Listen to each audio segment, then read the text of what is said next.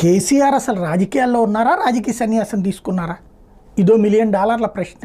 ఎందుకంటే అసలు ఈ మధ్యన బయట కనబట్టలేదు. అప్పుడెప్పుడో హడావిడి చేశారు కొంచెం, ఆ పైన శాంతం సైలెంట్ అయిపోయారు.